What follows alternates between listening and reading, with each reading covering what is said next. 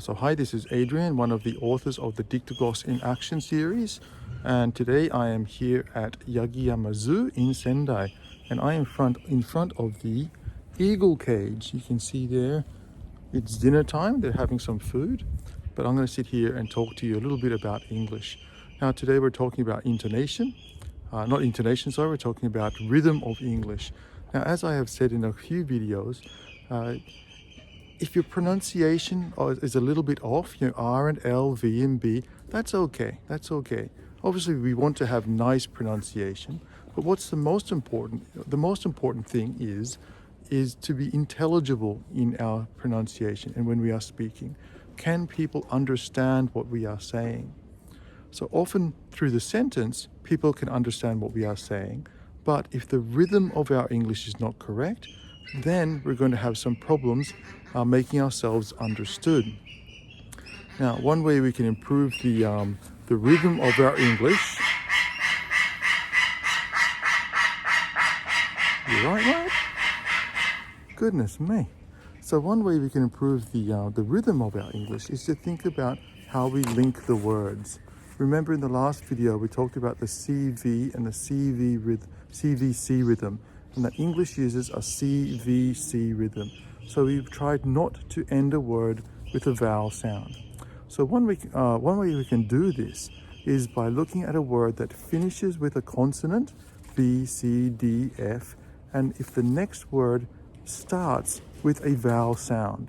So words that finish with a consonant sound, like eagle, and if the next word starts with a vowel sound, like is, then we're going to join the L sound of eagle with the I sound of is.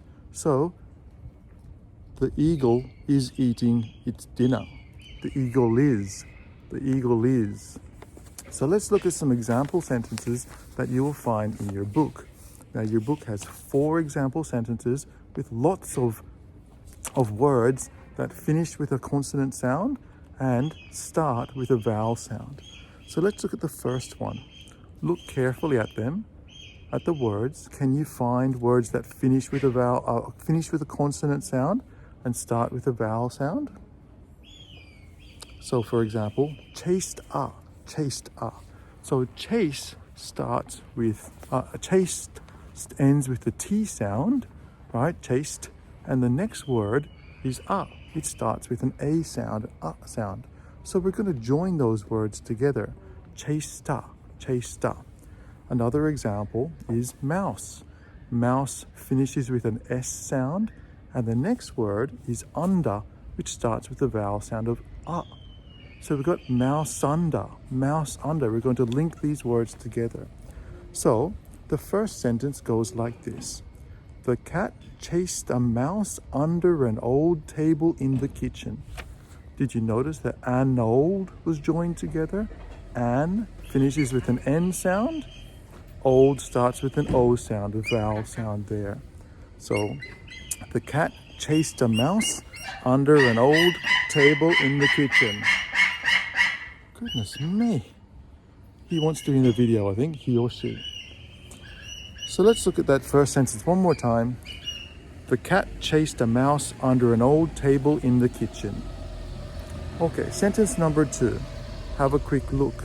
Can you find the words that finish with a consonant and the next word starts with a vowel? All right, so the first one, he bought an.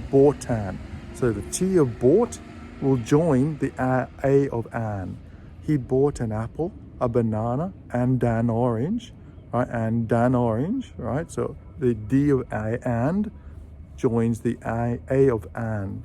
So and an orange. So the N of an joins the O of orange. Sorry about that. A little bit confusing, isn't it? So he bought an apple, a banana, and an orange for his breakfast. And an orange. Right? If you can join those 3 words together, it sounds really good.